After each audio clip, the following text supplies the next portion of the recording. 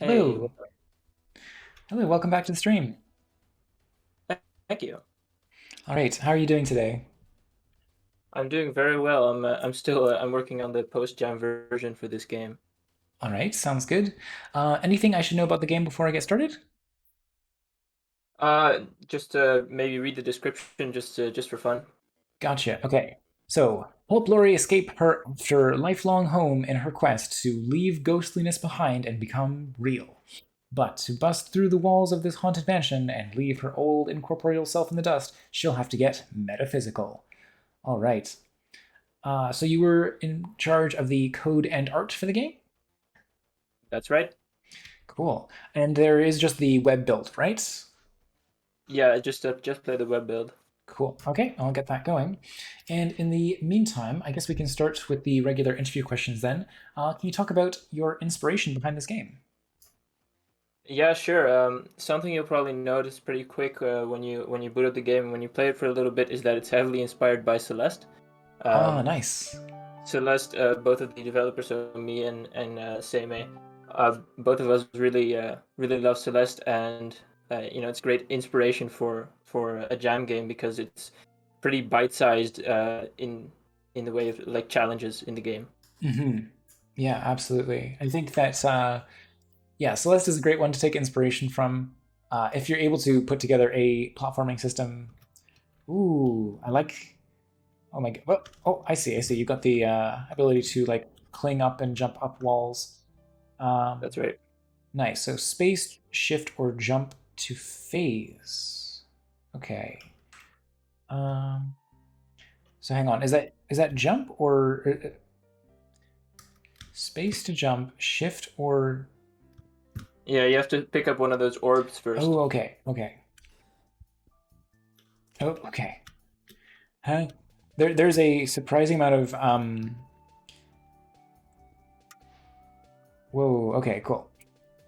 The there's a the character accelerates really quickly. So I'm just getting used to that. Here, let's full screen this. Okay, so I can all right, I think I'm slowly getting the hang of this. Got the ability to do wall jumps. Oh You boy, got the we're gimmick right away. That's better than some. well, we'll see, we'll see. Okay, so do you have the ability to jump up the same wall, or are you jumping off of back and forth? The way it works is that you can jump back and forth, but you can't jump multiple times on the same wall. It's something we're looking to make a little bit more nuanced in the post jam version, but I think it works decently for the jam. Hmm. Yeah, I have done a lot of work on making wall jumps like feel right in general, so I know it's Hmm. tricky to. Whoa! Oh my goodness. Okay, that's tricky. Yeah, we got a fair amount of feedback on the wall jumps being a little tricky, but that makes sense since I've never really made wall jumps before this Hmm. jam. Okay. Um, I'd be more than happy to talk a bit more about the logistics of at least what I found. Oh, okay. I think I have the idea what to do here. Almost, almost. Hmm.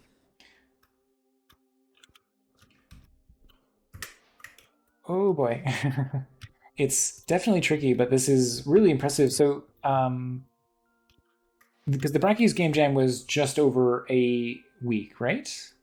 I think it was exactly a week, yeah. Cool. And how much time over the course of the jam were you working on this? Actually, I only spent 5 days on this game. The first day, we were working on a totally separate idea, and on the last day, we were just done, and we kind of didn't want to add more because it was long enough, and we didn't really have any more ideas. Hmm.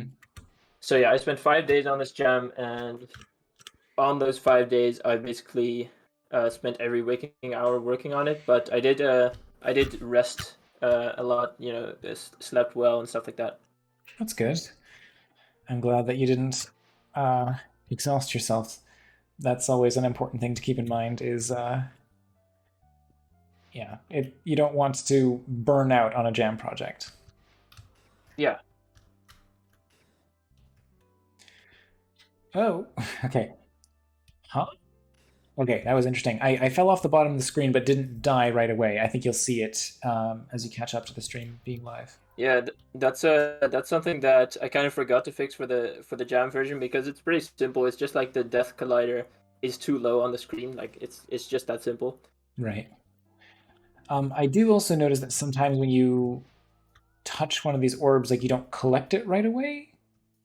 Well, the way that works is just that when you die, you probably expect that they will respawn, but they take a little while to respawn. Yeah. That's something I've already fixed. Yeah, I figured you just fire an event when the player character dies and have them all instantly refresh, right?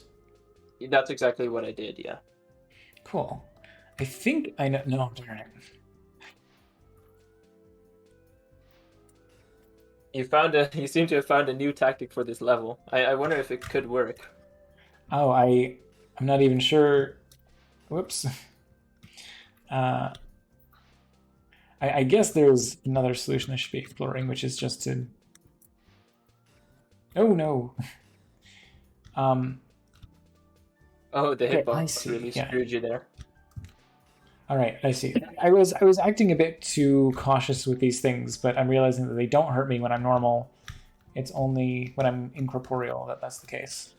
Yeah, this level was kind of designed to teach you that, but the hitbox is screwing you a little bit unfairly. That's okay.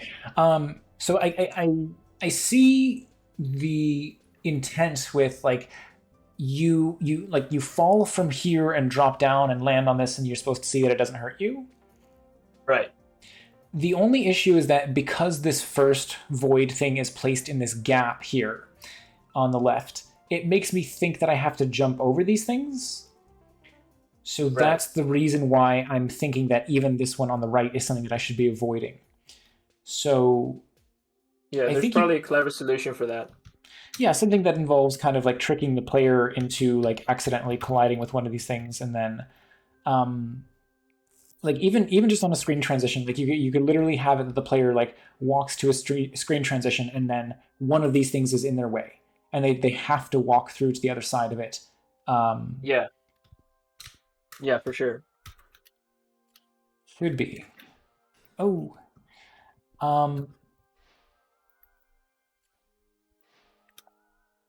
Okay, and then just gotta jump, and then. Oh, that was interesting. we're gonna count that as a win. Okay. All right. I like the idea that you're playing with here, actually having to, like, oh, I'm clipped inside the wall and I'm not dead. But I can press R to restart, right? R. Yeah. Yeah. Did that come up? That's something I still haven't managed to actually fix. Okay. Well, hopefully that recording on the stream might help to isolate what happened there.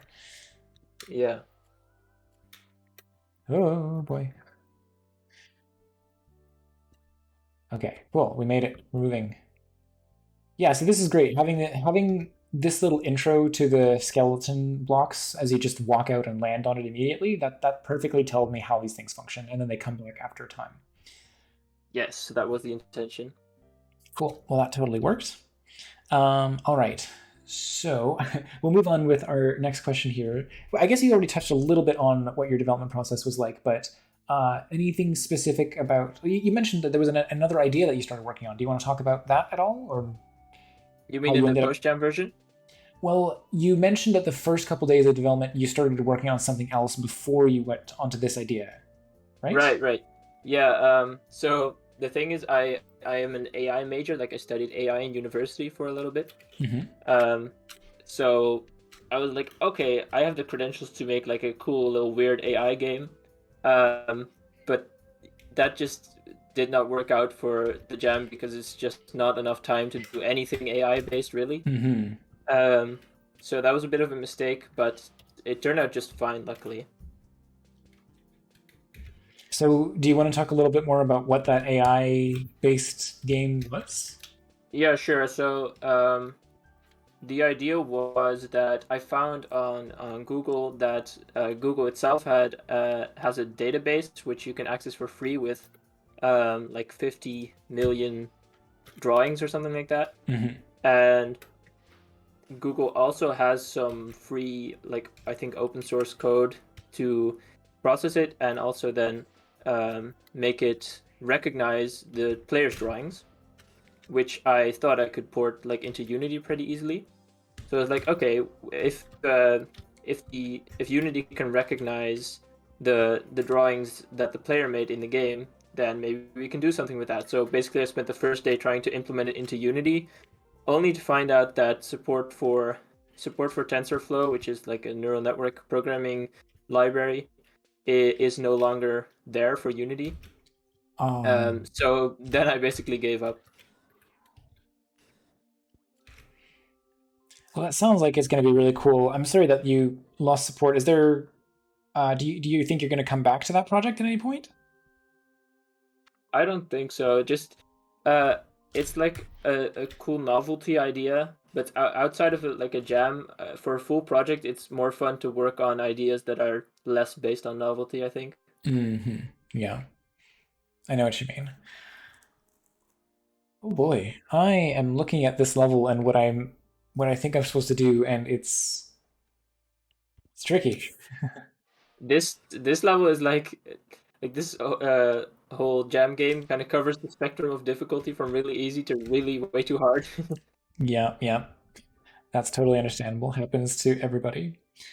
Um, I mean, kudos to you even for having so much of the game up to this point that has been reasonably easy to wrap my head around and not too hard to execute. Like it's tough, but it's hasn't been like I haven't felt stuck yet. I might be stuck now. We'll see. Yeah, we've gotten a lot of feedback about the difficulty, and most of it has been positive. Good. Yikes. Um, I think that Road 2, thank you so much for the follow. We're gonna have to set up a new follower goal soon after this bonus weekend stream is fulfilled. So, do you have a useful shortcut or a clever hack in the Unity engine that you could recommend to others? Let me think for this game what Sure. I've been using. Um, Obviously the I think actually something I've learned over the course of development of this game is that I had never really considered before using different size tile maps in the same project, but I've ended up using 8 by 8, 16 by 16, and 64 by 64 pixel tiles in the same exact scene. Um, and it's just kind of opened my mind to the possibility of that even existing, because usually I just stick to 16 by 16 pixel tiles for the whole game, but that's really not necessary. Yeah, and I think that even you wouldn't expect, but a lot of games that you think use a 16 by 16 tile set actually use an 8 by 8 tile set and just put them together in like interesting ways that you don't necessarily expect. Huh. Just to quickly illustrate my point, I'll pop open Paint here. Like say you're trying to create a set of tiles that looks nice as it goes around an edge, right? A lot of games. Oh, and hang on, I actually have to draw a more complex shape here. Something like this, right? So we've got our sort of point that jets out here. If this was a 16 by 16 tile set, then you would want to have a tile that is like green on this edge, green along this edge, and then green in this corner and this corner. But Right. if this instead was just a 8 by 8 tile set, then suddenly you don't need as many tiles because you can just use like this doesn't have to be a unique tile. It can use the exact same tile as this corner here. This whole thing here doesn't have to be a unique tile. It can just use 2 inner corners here.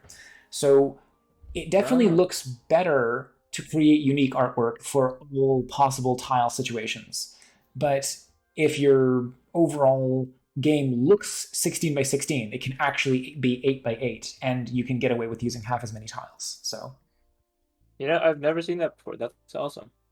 Cool. Well, I'm happy to I'm glad that I was able to build on your suggestion there. Yeah. All right, let's see if I can make this jump, and I'll move on to the next question then, which is, what are your plans for this game going forward? So we actually have fairly big plans going forward because the team of, well, it's now 3 people. It used to be 2 people for the jam. We're all really enthusiastic about it, and we just love the art style and we also already made a whole story to go along with it. We already made that for the jam actually, with Lori as the main character and Lori's family members as the villains. Ah, Um, and I also made concept art for all the villains. Like, I don't know, we're just super excited and confident about the game. So we would love to continue it, and we are. Um, and I also just absolutely love the everything the composer has done for the sound of this game. Like, it sounds so good, at least to my ears. absolutely. I think the music has been an absolute joy. It really fits with the sort of feel of the game visually, and it's nice to have a nice calming music track because this level, oh boy, it's getting frustrating. Yeah. um, anyone? Oh God, it's so hard. Oh my gosh, I am gonna post the link to the game in chat again, and anyone is welcome to see if they can get past this level. It's never a guarantee when I'm doing these interviews, or even just feedback in general, that I will actually finish when I get start when I play, because there's a limit to my skill, and this might be it. I know what I have to do. I have to phase over here, wall jump between these two guys, fall through here, grab this, phase back up, wall jump, kick all over to the far side here. Very Celeste, yes, as Dr. Tronic mentions. I'm sort of Yep. shortcutting the first part of this level by wall kicking off here. That's allowed. Yeah, which I appreciate. I like the fact that there isn't spikes along that wall that would expressly forbid you from doing that. There's like 5 different ways to beat this No. level. And I have yet to find a single one. No, oh my god, it's so hard to. Does this game support controllers, by the way? It does. It does. Oh, I should probably be playing with a controller. I think that'd be easier than arrow keys, or WASD in my case. Someone actually suggested a fix for this level, which would make it a lot less frustrating. Which is that I should limit the fall speed, the maximum fall speed of the player character, which Yeah. would make this timing a lot less tedious, which I have already done. Cool. All right. I'm glad that that's something that, because I know sometimes when you implement a change like that, it breaks other things in the game. So I'm glad that that feels like it works. Yeah, this is also the first game that I ever made my own like platformer physics for. I usually just use like the rigid body system and stuff like Mhm. that. But I really just did everything on my own this time. I think one of the things that makes it especially difficult is the fact that you can die by phasing into walls, like not being out of the walls yet, and it's really tricky to it's really tricky to find that sweet spot of like making a jump from here and landing up against this wall without like clipping into it and then therefore dying from it. Yeah, it Like can definitely be a lot more lenient. as much as I think it is an interesting part of the gameplay to try to like get through the walls without dying. Like I like that and I don't want you to lose that. But I think that something, well, that's interesting. I guess I just stayed still. Um, Maybe even it's just a matter of like having better telegraphing on the character for um, when they are or are not inside the wall. Mm-hmm. The other thing I can think of is that even when you're in the phase through mode, you can still give the player a little nudge when they hit a surface and not have them pass through the wall immediately. But then once they start phasing into the wall, you give them a little bit of bonus time for how long they're allowed to stay inside of a wall. Does that make Yeah, sense? right. I think it does make sense, at least in the sense that, you know, all these little bits of leniency. It's also something that Celeste really does a lot Hmm. with just things that that don't necessarily make sense, but make it just a little bit easier or at least more lenient. Um, like for example, in Celeste, you can actually jump when you've walked off of the ground, like Yeah, yeah, the you've walked community into the time. void. Yeah. Yeah. And there's more stuff like that, and I think that that's generally a good thing. All right. Um, hello, Cocodora. Uh, but yeah, so I think just that way you can sort of like fake a collision as you press up against a wall, and you know that you hit it. Okay, that's it. So I'm gonna sort of modify my suggestion here because once you start like phasing in a direction. Oh no, you do have to like hold a direction to go in that. It's not that you just pick a direction and then hit the button and you travel in that direction, right? Yeah. Okay, because I think the Celeste dash is like that, and that's what I thought it was like. Yeah, I think more people who have played Celeste assume for like 20 minutes that that's the way it works until they figure out that, oh, actually it's different. Yeah, that is definitely what I was assuming, which is fine because I think this gives you the good level of control. Oh no, my god. Cocodora, I am playing Lori by Spotted Leaf, and we are currently just discussing the game. This was a submission from the Brackies Game Jam. Oh no, I didn't make it. Oh my gosh, yeah, this is It's totally fine if you don't finish the level. no. I could just tell you the ending. Well, how much more to the game is there after this level? There's no more levels. It's just a end screen with a cool jingle made by the composer. Well, okay. I'm gonna try and give it one more shot here. If anyone has any questions they would like to ask, please do submit them in the chat right now. And in the meantime, I will just ask, where can people find you on social media, and do you have any other projects that you'd like to plug? Yeah, I don't have any other projects, but I will just link my Twitter in the chat. Please do. Oh boy, oh boy. You can No. also see some cool new stuff that I already made for that's already in progress for the post jam version, which I think is pretty good. Excellent. Oh, you almost made it. Yeah, I had that brief moment where I touched the wall and just didn't quite make it. So really quickly, when I decide that I'm gonna no, okay, one more shot, one more try. It's just on the edge of possible for me, but it's really that reaction time of like getting the orb. What's the collision volume on this? How okay? I'm trying to see exactly. How. One other thing that would help if I could hold. Okay, this is something that I do in my game in Worlds Within Worlds. Okay, so you beat it on your first try. Well, of course. I buffer inputs. So if I'm one frame away from getting the recharge thing and I hit the button, I buffer the fact that the player has pushed it, and then when you actually get the thing, activate it. Yeah, So that, yeah, buffering inputs. Yeah. yeah. So it doesn't have to be like just one frame. In my case, I do one frame for jumps and stuff.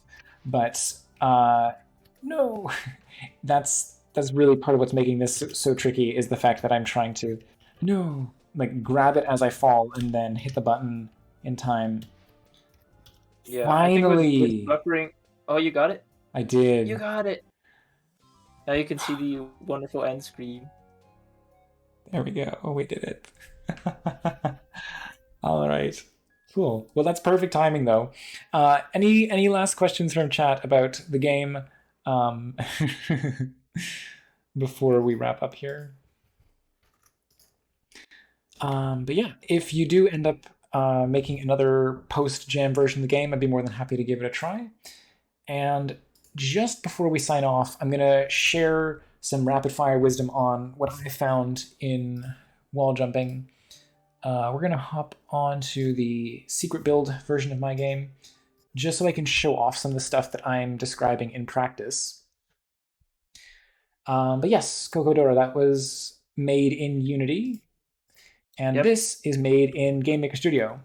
This is my game, Worlds Within Worlds, and it also has a wall jump, and I'm just going to jump ahead to where I can show this off a bit. Okay, so I gave the players a couple of options for how the wall jump behavior works. In the default mode is stick to walls, which is similar to what you've got. If you jump, you stick to the wall, and the character sort of assumes this pose when it's possible to perform a wall jump. Here's the only other funny thing. If I'm close to the wall but not actually touching it, you can see I'm like a pixel away from the wall here. I don't know if that's super visible on the stream, but the character still assumes the wall jump pose.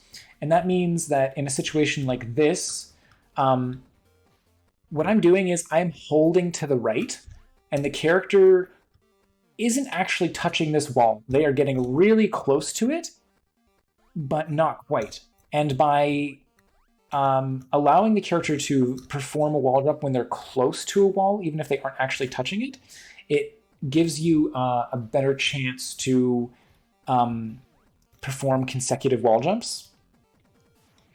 Right. I guess I see what you're saying. So, like, you can also do this in my game, but the difference is that even when you're just close, not actually touching it, you do stick to the wall at even then. So I guess the difference would be that when you are not touching the wall in your game, you still maintain your movement and you don't like slide down. Yeah, like when you touch the wall, it let's see. I'm just playing the game for comparison. Yeah, you've actually got a surprisingly low jump. Yeah, that was intentional just because I want the focus to be on the phasing mostly. Yeah. And yeah, like because my game also it is not possible to climb the same wall. You've just got to. I think the important thing to realize. Oh, I see. So if you're traveling upwards, can you still? No, okay. So when the character's in the jump state in your game, it's not possible to perform another wall jump, right? You have to wait until they are sliding down. Yeah, so when the velocity is when the velocity in the y-axis is less than 0, then you can wall jump. Right. Yeah, I don't know if it's strictly necessary to prevent that. Like in my game, I let the player perform a wall jump anytime, effectively, except yes, Matsuo, this here, Worlds Within Worlds, is my game. Except when you're really near the ground. What I do like this artificial check that if you're within 8 pixels of the ground, what I do is you can sort of see it as I do it on stream here. I sort of kick the player upwards because I figure like if you're this close to the ground, there's no way you actually meant to perform a wall jump. So I just like push the player upwards. Yeah, that makes sense. I think honestly, having it so that the player can also wall jump while slightly moving upward would really make it feel a lot better. Yeah, I don't think you lose anything by doing it that way. Yeah. So yeah, that's the way that, like I said, just like briefly covering how things work in my game, and I'd be more than happy to discuss that further if you are interested. But in the meantime, yeah, thank you so much for joining me on the stream here today. Once again, everybody, Thanks for check having me. out Lori, and 7 tries. That's still way better than however many tries it took me. So well done, Dr. Tronic. All right, well, best of luck on continued development, and I look forward to seeing the next version of it. All right, see ya. Bye bye.